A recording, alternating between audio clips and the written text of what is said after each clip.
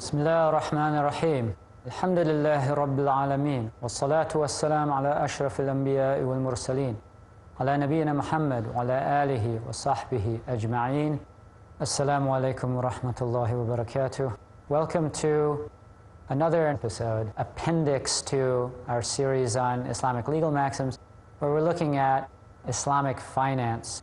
And in our previous episode, we were discussing the types of sales, and that is the cornerstone of Islamic finance, the concept being that the bank is not simply a financial intermediary, but is engaged in bay', which Allah has permitted, as opposed to interest-based loans.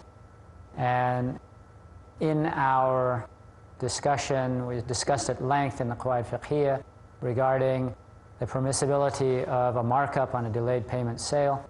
And today we'll be looking at one type of the sales that we discussed in our last episode.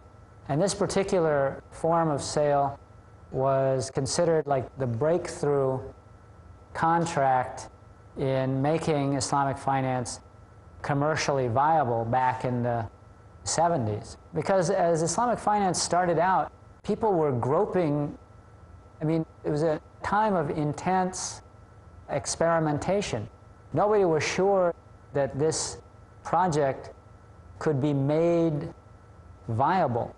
There were certain theories, and there was a ground reality, and how workable are these ideas in the circumstances in which these institutions found themselves having to operate. So how are they going to conduct their activities? One of the solutions was Murabaha lil-amir bishira. And so what that did was it took a classical fiqh contract, Murabaha, and tweaked it a little bit and came up with something that made it possible for an Islamic bank to conduct a sale with a markup, delayed payment, and it allowed them to operate within the same kind of context that banks operate.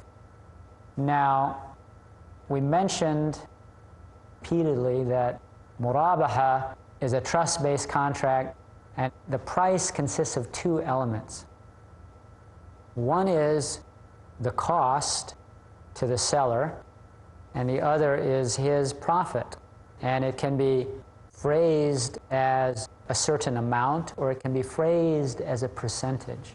So I was talking to an expert, the history of Islamic finance, and he's worked as an advisor with various firms, and is a graduate of Islamic University of Medina, and he has a law degree from the US, a very learned man. And so I said, why is it necessary to call this kind of a sale Murabaha? Couldn't you just as well, from the bank's point of view, if you're charging, it costs you 100 and you want 20% or 10% profit, and you figure it all out, you come up with a price, why can't you just call that price that you've arrived at by whatever means, why don't you just call it musawama? You just give the customer a fixed price.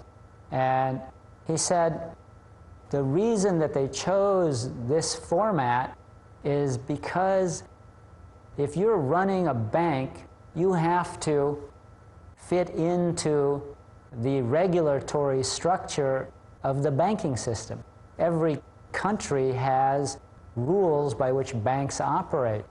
And so they look at principal and interest.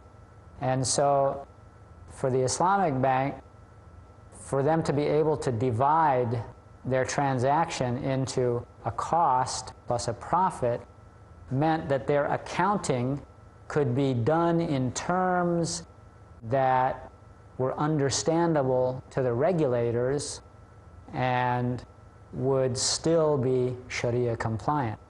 So, I mean, the critics say, well, it looks like a duck and it quacks like a duck and it walks like a duck, so it's a duck.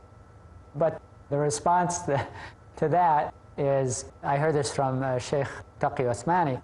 He said, a man has intercourse with a woman, and he has gone through a certain procedure where he approached her father and asked for permission to marry her. The father agreed, the woman also agreed, and he gave her a gift upon marriage. So, according to the Sharia, the relations between that man and that woman are recognized and lawful. Another man doesn't go to the woman's father. This woman is a prostitute. And he goes and he pays her some money and she agrees. And they have sexual relations. The act is the same here and there, but it's framed in a different context. One context makes it legal and the other makes it illegal. So the sale with a markup is recognized by the Sharia as lawful. Now, if someone were to say, well, what is the Sharia evidence for this kind of sale being lawful? The question then would be asked of that person, upon whom is the burden of proof here? The one who says it's lawful or the one who says it's unlawful? Ahallallahu al-bay' is a comprehensive statement. This is a form of sale. Allah has made sales lawful. Murabaha is a sale, therefore it is lawful until proven otherwise. And the Prophet ﷺ, when he was laying down, outlining the prohibitions related to riba sales, he talked about certain categories that you can't exchange them except like for like and spot transaction. And then there's certain other categories. If the transaction is cross category, then he said you can sell as you want as long as it's a spot transaction. And then when you get outside of those, then a delayed payment is lawful and the amounts that are exchanged do not have to be the same. So he said when the categories differ, then sell as you wish. So here, one of the subject matters that's not allowed for Murabaha is gold and silver, or currency, because those are governed by the rules of sarf, currency exchange. And one of the rules for that is that the transaction must be concluded on the spot. So the way that Murabaha is structured is that it's a delayed payment sale. So anything other than sarf can be subject for. Anything other than exchanges of money can be structured as Murabaha. And it's also mentioned that there's specific instances of some of the Sahaba, they mention Uthman radiallahu anh, engaging in a sale of this type, and it was a matter of consensus down through the ages among jurists that Murabaha is lawful. And Murabaha can be conducted between individuals or can be conducted between corporations. It can involve governments. It can involve governmental institutions. So the areas of its application are wide. Now, we were saying earlier that there was a traditional classical fiqhi form of Murabaha that got tweaked when it was applied in Islamic finance. So what is the difference between that classical form and the current form? The classical form involved only two buyers, and it could be a spot transaction or it could be delayed. And normally what would happen is that the buyer walks into the store and he wants to purchase an item, and the man says, well, I paid 100 for it, I'll take 20 as a profit, give me 120. And if the buyer agrees, then they can conclude the sale. Or the seller could say, it cost me 100, I'll give it to you, pay me 150 after 1 year. And so both of those are okay. Now, the current form of Murabaha is called Murabaha lil-amir bishira, Murabaha for a purchase orderer. And so what that means is that a customer comes into the bank and he says, I want to buy this thing, I don't have enough money, I want you to buy it and then sell it to me. And so what that means right away is that there's going to be three parties involved in this overall transaction or arrangement, let's say, because it's an arrangement that consists of more than one transaction. Based upon the negotiations with the customer, which involve specifications of what exactly it is that the customer wants, and the price plus the markup, the cost of the item, plus the markup that the bank will charge, and the payment period, all of those things are discussed up front. And all of that discussion ends with the purchase orderer signing a contract by which he agrees that if and when the bank buys the item that matches his needs, what has been specified in the arrangement, that he promises to buy it from the bank. Okay, it's time for a break. Assalamu alaikum wa rahmatullah, welcome back. So we're talking about the difference between classical Murabaha and the contemporary Murabaha lil-amr bil-shira that's become a feature of Islamic banking. The customer comes in and explains what he wants. The bank negotiates.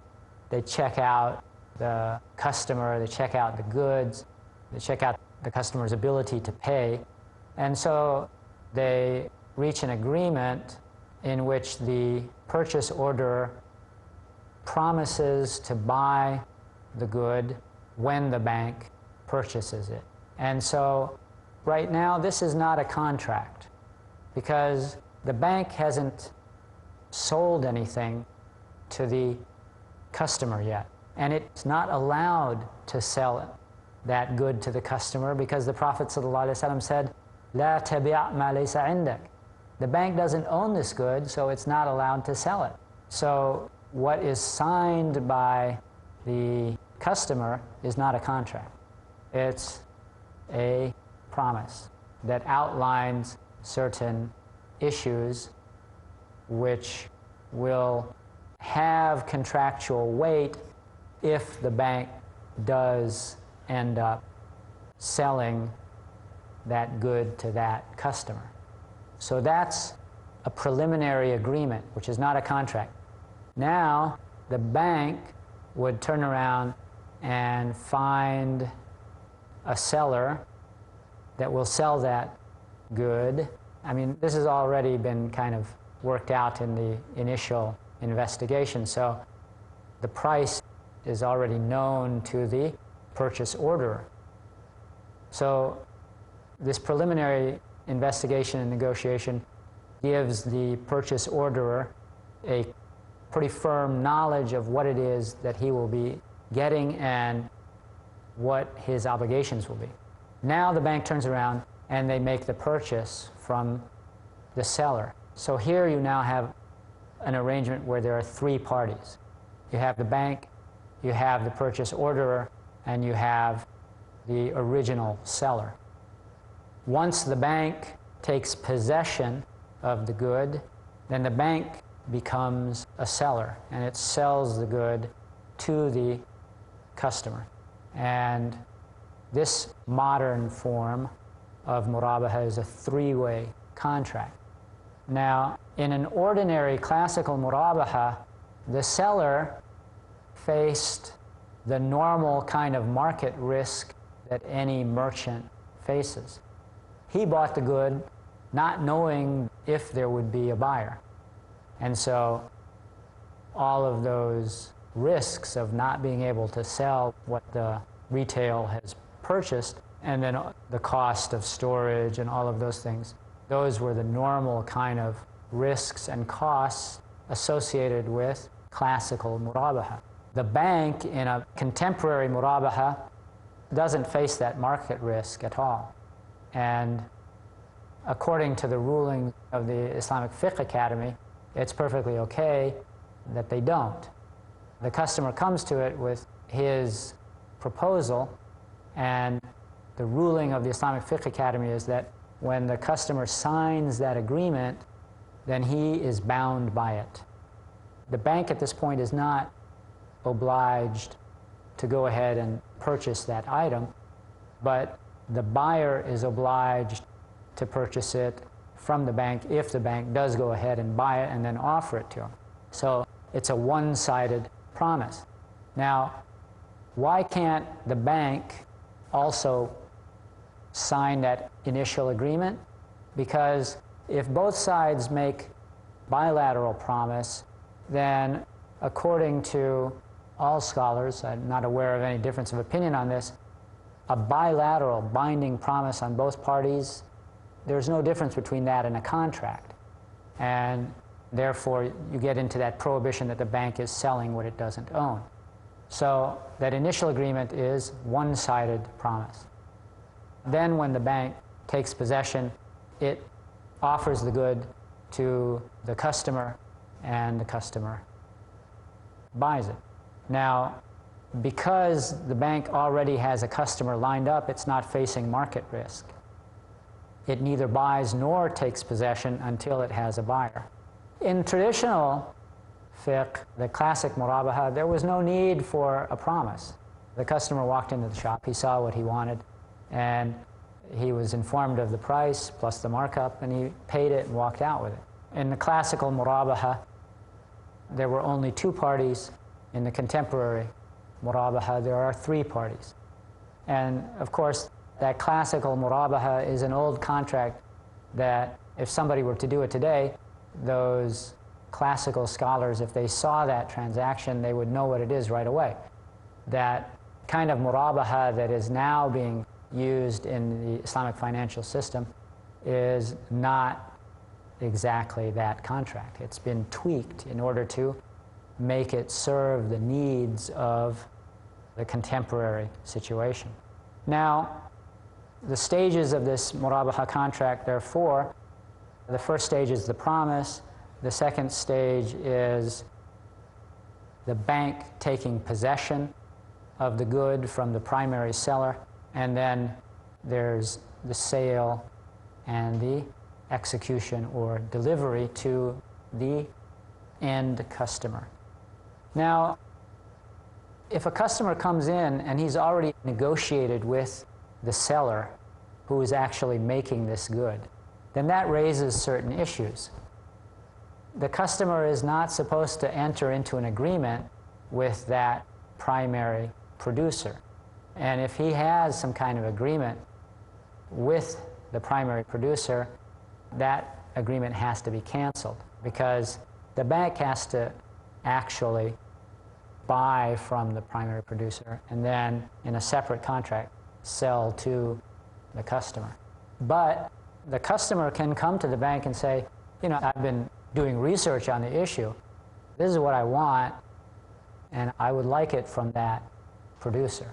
And the bank can agree to that or say, well, you know, what we agree to is to provide you with a good meeting these specifications, and the bank can refuse to deal with that particular seller that the customer was initially contacting. Also, the issue arises of agency in a Murabaha contract. Scholars have ruled that it is lawful for the bank to make the customer its agent. So after the bank has entered into a contract of sale with the producer and payment has been made, the customer can go to the producer and take delivery on behalf of the bank. And then the bank turns around and sells the good, which happens to already be in the hand of its agent. No longer is that customer acting as the bank's agent, but there's a new contract in which the bank is the seller and the customer is acting on his own behalf, now takes possession from the bank, and physically nothing has happened. I mean, the good was in his hand, but he's no longer acting as the agent of the bank, he's acting on his own behalf. Now, this particular issue could have serious ramifications about whether the contract becomes just a cover for something else. And there was a major kind of case that came up in Islamic finance where an arrangement like this had been worked out, where there was somebody who was buying jewels by Murabaha, and the bank had assigned the customer to be the agent.